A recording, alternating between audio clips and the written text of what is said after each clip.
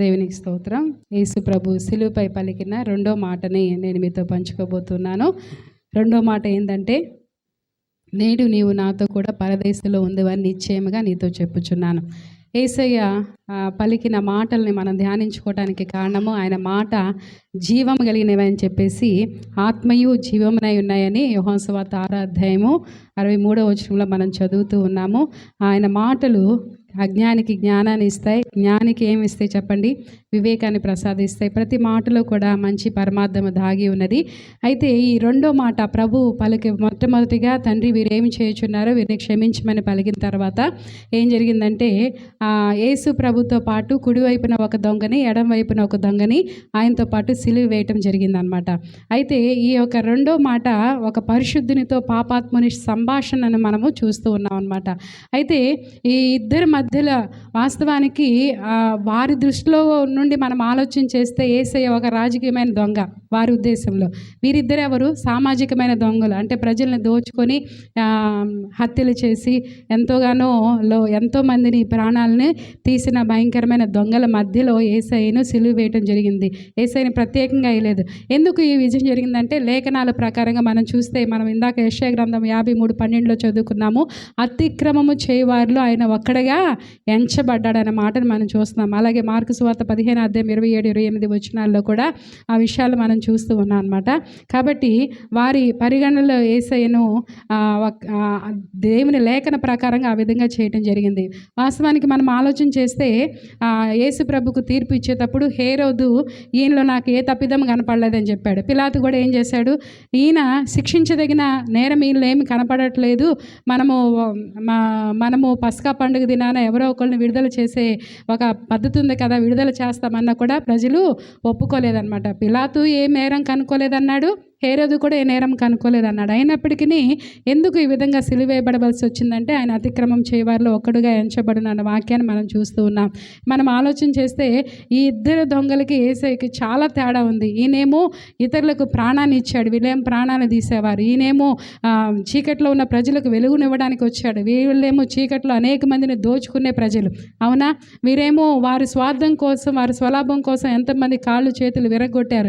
కానీ ఎంతోమంది కుంటివారిని, గుడ్డివారికి చూపునిచ్చాడు, కుంటివారికి కాళ్ళు ఇచ్చాడు, చేతులు లేని వారికి చేతులు ఇచ్చారు. ఇంత వ్యత్యాసం ఉన్నదనమాట.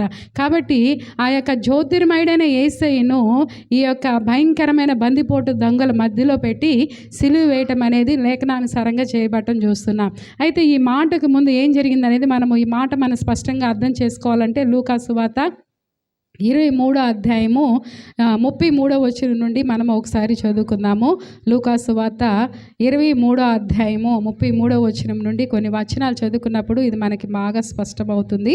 ఇక్కడ చూడండి, 33వ వచనం చదువుతున్న వారు కపాలమనబడిన స్థలంకి వచ్చినప్పుడు అక్కడ కుడివైపున ఒకరిని, ఎడం వైపున ఒకరిని, ఆ నేరస్తులను ఆయనతో కూడా సిలువ వేసిరి. యేసు, తండ్రి వీరేమి చేయుచున్నారు, వీరెరుగరు గనుక వీరిని క్షమించమని చెప్పాను.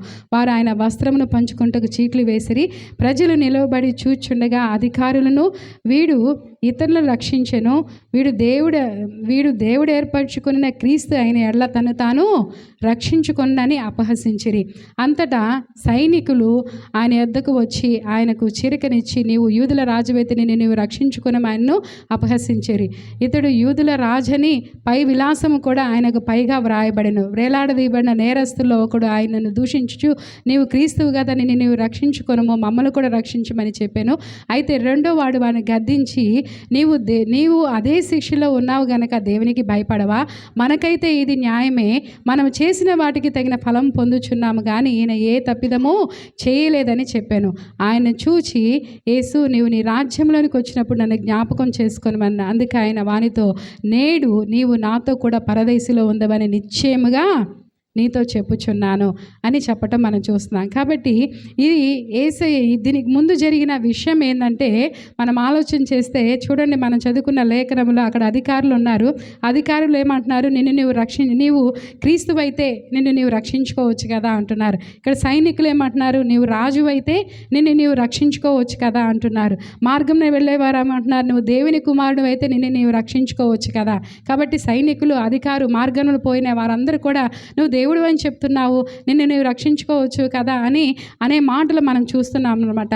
మనం మత్తయి సువార్త 27:44 వచనంలో చూస్తే ఈ బందిపోటు దొంగలు ఇద్దరు కూడా వాళ్ళిద్దరు కూడా దేవుడిని అపహసించారంట. ఎవరిని? సిలువ వేయబడిన యేసుని మొదట ఇద్దరు అపహసించారంట. తర్వాత మనం చూస్తే ఈ సిచ్యువేషన్లో ఎలాగా అతడు దేవునికి ఇలాంటి ఒక పరిస్థితిలో ఇంతమంది దూషిస్తున్నారు, అధికారులు అడుగుతున్నారు, నువ్వు రాజు అయితే రక్షించుకో, నువ్వు సైనికుడు అయితే రక్షించుకో, నువ్వు ఇలా దారిని పోయే వాళ్ళు దేవుని కుమారుడు అయితే నేను రక్షించుకోవచ్చు కదా. ఈ మాటలన్నీ కూడా ఎవరు వింటున్నారు? ఇద్దరు దొంగలు వింటున్నారు.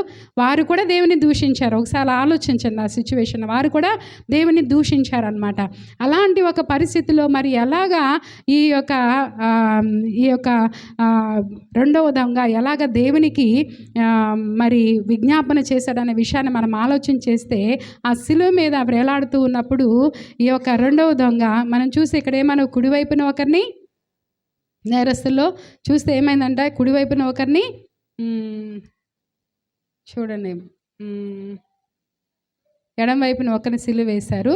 అయితే ఇక్కడ మనం గ్రహిస్తే ఆ యొక్క రెండవ దొంగ అంటున్నాడు కదా, తనలో ఏదో ఒక రియలైజేషన్ అనేది వచ్చింది, తనలో ఒక గుర్తింపు అనేది వచ్చింది. ఆలోచిస్తూ ఉన్నాడనమాట. ఏంటి? దారిని పోయేవాళ్ళు నువ్వు దేవుని కుమారుడు అయితే నేను రక్షించుకోవచ్చు కదా అంటున్నారు. ఈ అధికారులేమో నువ్వు క్రీస్తు అయితే నేను రక్షించుకోవచ్చు కదా అన్నారు. నువ్వు రాజు అయితే నేను రక్షించుకోవచ్చు కదా. ఒకళ్ళేమో నువ్వు రాజు అయితే రక్షించుకోవచ్చు, ఒకళ్ళేమో దేవుని కుమారుడు అయితే నేను రక్షించుకోవచ్చు, ఇంకొకళ్ళేమో నువ్వు క్రీస్తు అయితే నేను రక్షించుకోవచ్చు కదా. ఈ మాటలు అంటే వింటున్నప్పుడు తనని ఆలోచింపచేసిన ఈ మాటలు అనమాట.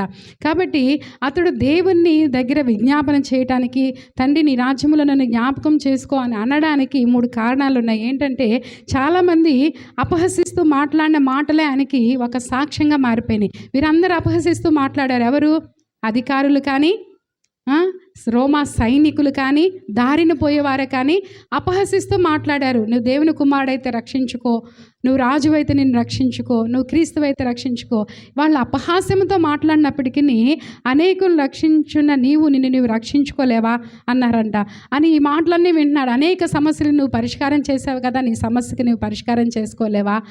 అనేకులకు ప్రార్థనలకు నువ్వు జవాబు ఇచ్చావు కదా, నీ యొక్క సమస్యను నువ్వు పరిష్కరించుకోలేవా? ఈ మాటలు వింటున్నప్పుడు తనకి ఆలోచన కలిగింది, ఈయన ఒక సామాన్యమైన వ్యక్తి కాదు, ఈయనలో ఏదో ఒక ప్రత్యేకత ఉంది. కాబట్టి ఈయన ఎన్ని కార్యాలు చేశారా, మనమైతే దోషాలు చేసాం, మనమైతే తగిన శిక్షణ అనుభవిస్తున్నాం మన పాపం, కానీ ఈయన గురించి ఎవరు కూడా ఏ తప్పు కూడా చెప్పట్లేదే, ఇలా అపహసిస్తున్నారని ఆయన ఆలోచించుకోవడం మొదలుపెట్టారనమాట. అది ఒక కారణం. అంటే వారు తెలియకన్నా కూడా ప్రజలు ఇచ్చిన సాక్ష్యమే అతనిలో ఒక ఆలోచింప చేసినట్లు మనం చూస్తున్నాం. రెండోదిగా ఇక్కడ గమనించాల్సిన విషయం ఏంటంటే సువార్త. ఏం సువార్త అంటే, పిలాతు ఏం చేశాడంటే యేసు ప్రభు సిలువ పైన INRI అనే ఒక అక్షరాన్ని ప్రింట్ చేసి ఎక్కడ మనం చూస్తూ ఉంటాం. దానికి అర్థం ఏంటంటే యూదుల రాజైన యేసు. I అంటే యూదియస్ అని అర్థము, అంటే యూదుడైన. N అంటే నజరేనోస్ అంటే నజరేయుడైన. R అంటే రెక్స్ అంటే రాజైన. I అంటే యేసోస్ అంటే యేసు. కాబట్టి దీని అర్థం ఏంటంటే INRI అయిన అర్థం ఏంటంటే యూదుల రాజైన యేసు అనే పై విలాసాన్ని సిలువ మీద పెట్టారనమాట. కాబట్టి వాస్తవానికి అది మనం ఇందాక అనురాధ చదివిన వాక్యంలో మనము యోహాను సువార్త 19వ అధ్యాయంలో ఆ విషయాన్ని చదువుతాం. ఈ పై విలాసాన్ని అంట ఏ భాషలో రాశారు? హెబ్రీ, గ్రీకు, రోమా భాషలో రాసి పెట్టారంట. ఎందుకంటే ప్రతి ఒక్కరు చదవగలుగుతారు, ప్రతి ఒక్కరు ఆ దారిని, అది ఒక మంచి పట్టణం, ఆ పట్టణంలో ఆ దారిని వెళ్ళే వాళ్ళందరూ కూడా చదివేటట్లుగా 3 భాషల్లో రాసి పెట్టారు. ఆ హెబ్రీ భాష అనేది ఆ దినాల్లో మతపరమైన భాష, రిలీజియస్ లాంగ్వేజ్. అలాగే గ్రీక్ భాష అనేది పొలిటికల్ లాంగ్వేజ్, అంటే గ్రీక్ భాష అనేది ఫిలాసఫల్ లాంగ్వేజ్, అంటే బాగా విద్యావేత్తలు, బాగా చదువుకున్న వారికి తెలిసిన భాష.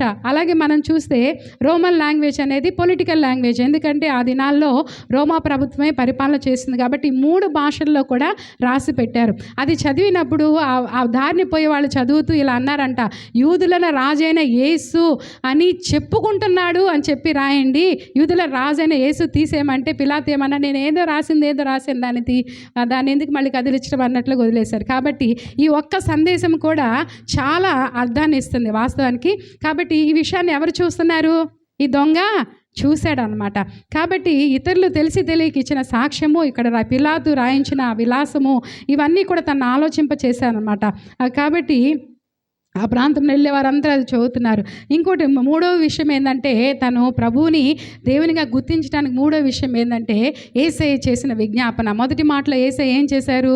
వారందరూ ఆ విధంగా కొడుతున్నా, హింసిస్తున్నా, దూషిస్తున్నా వారి మీద ప్రతీకారం తీర్చుకోవడానికి ప్రయత్నించలేదు. కానీ తండ్రి వీరేమి చేయుచున్నారో వీరు ఎరుగరు గనక వీరిని క్షమించుమని ఆ మాట దేవుడు పదే పదే అన్నాడేమో. వారి దగ్గర ఉన్నాడు కాబట్టి తనకి వినిపించి, ఈయనేంటి వారి కొరకు ప్రార్థన చేస్తున్నారు వీళ్ళు ఇంత హింసిస్తుంటే, అది తన హృదయంలో పశ్చాత్తాపాన్ని కలిగించింది అనమాట. ఈ మూడు మాటలను బట్టి తనలో ఒక కనువిప్పు కలిగింది. ఆ మార్పు ఎలా వచ్చిందంటే, యేసు ప్రార్థన తనలో ఏం తీసుకొచ్చింది? పశ్చాత్తాపాన్ని తీసుకుంది. తన తప్పు ఏంటో తనకు అర్థమైంది. అప్పటి వరకు యేసు వైపున అందరూ దూషిస్తుంటే అతను కూడా దూషించాడు. కానీ వెంటనే తప్పు మనమైతే ఇది తగ్గింది, కానీ ఆయన మనం దూషించకూడదని తన మనసులో పశ్చాత్తాపం వచ్చింది. ఈయన నీతిమంతుడు, పరిశుద్ధుడు అని తన మనసులో ఒప్పింపబడ్డాడు అనమాట. తను పాపినని గ్రహించాడు, ఆయన నీతిమంతుడని గ్రహించాడు. ఆయన నీతిమంతుడు అని, పరిశుద్ధుడు అని ఒప్పించబడ్డాడు అనమాట. ఆయన ప్రభువుగా, ఆయన నిత్యము ఉండే దేవుడిగా వెంటనే అంగీకరించినట్లు మనం చూస్తున్నాం. అందుకే తర్వాత మనం చూస్తే చావు తర్వాత జీవితాన్ని గురించి కూడా యేసయ్యతో మాట్లాడుతూ, నీ పరదేశంలో ఉన్న పరలోకం వెళ్ళినప్పుడు నన్ను జ్ఞాపకం చేసుకో అనడానికి కారణం ఏంటంటే, తను విశ్వసించాడు ఆయనకు ఒక రాజు అని, ఆయన ప్రభువు అని, ఆయనకు ఒక రాజ్యం ఉందని విశ్వసించాడు కాబట్టి ఆ విధంగా అడిగాడు అనమాట. ఇద్దరు దొంగలు యేసు ప్రభువుకు ఒకే దూరంలో ఉన్నారు, అవునా? ఇద్దరికి ఒకే సమాచారం అందింది, ఇద్దరు దొంగలకు ఒకే అనుభవం ఉంది. కానీ ఒక వ్యక్తి దాన్ని సద్వినియోగపరుచుకున్నాడు, ఇంకొకటి ఏం చేసుకున్నారు చెప్పండి? దుర్వినియోగపరుచుకున్నట్లుగా మనం చూస్తున్నాం అనమాట. కానీ ఒకరు యేసుకు దగ్గరికి అయ్యారు, ఇంకొకరు ఏమయ్యారు? యేసుకు దూరమైనట్లుగా మనం చూస్తున్నాం. పాపాత్ముడైన దొంగ పరిశుద్ధుడైన యేసు ఇచ్చిన సమాధానం, ఆ పాపాత్ముడైన దొంగ ఏమన్నాడు? దేవా, నీ పరదేశంలోకి వచ్చినప్పుడు నన్ను జ్ఞాపకం చేసుకో అన్నాడు. వాస్తవానికి దానికి ముందు ఇంకా ఏం చెప్పాడు? ఇదిగో ఆ రెండవ దొంగ తను దూషిస్తే మనకైతే ఇది న్యాయమే, మనకి శిక్ష తగిందే, కానీ ఆయన ఏ తప్పిదము చేయలేదు అంటున్నాడు. కాబట్టి తనలో ఒక పశ్చాత్తాపం కలిగింది, తన గుర్తింపు వచ్చింది, తన నీతిమంతుడని గుర్తించి ప్రభువుని అడుగుతున్నాడు, అయ్యా నీవు నీ రాజ్యంలో వచ్చినప్పుడు నన్ను జ్ఞాపకం చేసుకో అన్నప్పుడు వెంటనే యేసయ్య ఏం చెప్తున్నాడు? నేడు నీవు నాతో కూడా పరదైసులో ఉండువని నిశ్చయముగా నీతో చెప్పుచున్నాను. దేవునికి స్తోత్రం, హల్లెలూయా. చాలా కాన్ఫిడెంట్గా, ఖచ్చితంగా నీవు నాతో పరలోకంలో ఉంటావని చెప్పేసి అన్నారు. ఈ విషయాన్ని మనం ఆలోచన చేస్తే, నేడే అంటే ఇప్పుడే కదా, తర్వాత you will be with me అంటే అది వ్యక్తిగతంగా చెప్తున్నారు, నాతో ఉంటావు. కాబట్టి పరలోక రాజ్యంలో నాతో ఉంటామని, తప్పకుండా ఉంటామని ఒక సందేశాన్ని దేవుడు ఇవ్వడం మనం చూస్తున్నాం. ఇక్కడ మనం గ్రహిస్తే ముగ్గురు వ్యక్తులు ఉన్నారు. అక్కడ ఆ శిలువ మీద ముగ్గురు వ్యక్తులు ఉన్నారు. ముగ్గురు వ్యక్తులు చనిపోబోతున్నారు. ఆ ముగ్గురు వ్యక్తులు 3 స్థితుల్లో చనిపోతున్నారు. ఒకళ్ళేమో one is dying for sin, ఒకళ్ళేమో పాపాల కొరకు చనిపోతున్నారు. ఎవరు? యేసయ్య సర్వలోక పాపాల కొరకు మరణిస్తున్నాడు. ఇంకొక వ్యక్తి ఏమో one is dying in sin, ఒక వ్యక్తి ఏమో పాపంలో చచ్చిపోతున్నాడు, పాపిగానే ఉండి చచ్చిపోతున్నాడు. ఇంకో వ్యక్తి ఏమో one is dying to sin, ఇంకొక వ్యక్తి పాపానికి చనిపోయి నూతన జీవితాన్ని పొందుకొని వెంటనే మరణించాడు. అందుకే చార్ల్స్ స్పర్జన్ గారు ఏమని చెప్తున్నారంటే, one is a dying saviour, ఒకళ్ళేమో చనిపోతున్న రక్షకుడు, ఇంకొకళ్ళేమో వన్ ఈజ్ డయింగ్ సిన్నర్, ఒకళ్ళేమో చనిపోతున్న పాపి, ఇంకొకళ్ళేమో డయింగ్ సెయింట్, అంటే పాపిగా ఉండి రక్షించబడి సెయింట్, పరిశుద్ధుడిగా అయిన వ్యక్తి. కాబట్టి మూడు స్థితుల్లో మరణిస్తున్నారు అనమాట. మనకు మరణం వస్తే మనము పాపిగా మరణిస్తామా, సెయింట్గా మరణిస్తామా, పరిశుద్ధులుగా మరణిస్తామా? అర్థమవుతుందా? కాబట్టి ఈ విషయాన్ని మనం ఆలోచించేయాలి. మరణము ఎప్పుడు మనకు సంభవించిద్దో తెలియదు. మనం మరణించే దినం నాడు మనము పరిశుద్ధపరచబడిన వ్యక్తులుగా మరణిస్తామా, పాపులుగానే మరణిస్తామా అనేది చాలా ప్రాముఖ్యం అనమాట. ఈ వ్యక్తికి ఒకే ఒక అవకాశం ఇవ్వబడింది. ఆ అవకాశాన్ని ఏం చేసుకున్నాడు చెప్పండి? సద్వినియోగం చేసుకున్నాడు.